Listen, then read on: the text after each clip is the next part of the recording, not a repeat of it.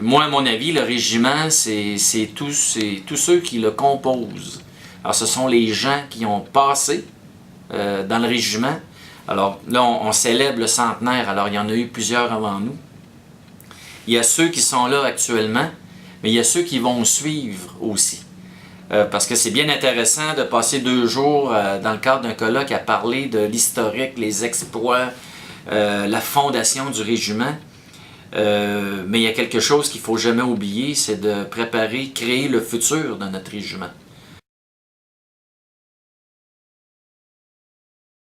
Mais le premier, évidemment, c'est la création d'un bataillon de langue française avec un commandant canadien-français, aumônier, catholique et tout ça, dans une armée qui était essentiellement britannique, protestant, unilingue, anglais. Je pense que le 22e régiment a joué un rôle extrêmement important en démontrant l'efficacité d'un régiment qui fonctionne en français. C'est le régiment qui a fourni le plus grand nombre de généraux dans l'armée canadienne, dont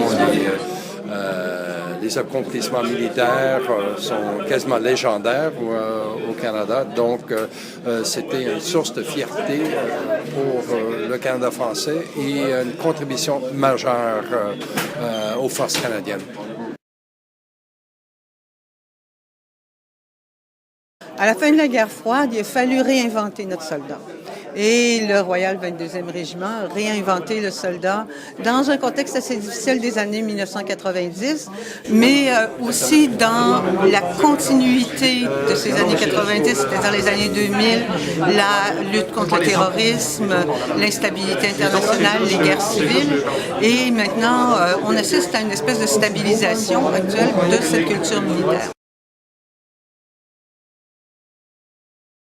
Qu'est-ce qui a été le plus dur à écrire? C'est probablement de repasser à travers les moments critiques. La perte du caporal-chef Michaud, la perte du soldat Couturier, la perte du major Pépin aussi, un ami qui commandait l'escadron de génie. C'est les moments qui sont le plus durs à mettre sur papier parce que qu'est-ce qu'on décide de faire, qu'est-ce qu'il faut accepter de faire, c'est accepter de revivre l'événement. Et puis on le revit en le réécrivant. Et puis on le revit encore en le corrigeant, et puis on le revit en le relisant, puis on le revit en fait jusqu'à temps qu'il soit paru, jusqu'à temps que le livre soit publié. Fait que ça, c'est probablement la portion qui était la plus difficile, mais qui en même temps était, je pense, la plus importante aussi. C'est ma façon de vivre, là, je me souviens. En fait, c'est ce que je voyais que je pouvais faire pour dire clairement haut et fort, je me souviens. Puis c'est comme souvent quand je termine, quand je fais une présentation, quand je fais quoi que ce soit, je termine toujours avec le « je me souviens », mais mis dans cette perspective-là. Fait que c'est important pour moi de faire connaître ce qu'on a fait pour s'assurer en sorte que chaque personne qui va avoir la chance de lire le livre, qui va avoir la chance de connaître ce qu'on a fait, puisse aussi à la fin dire « je me souviens ».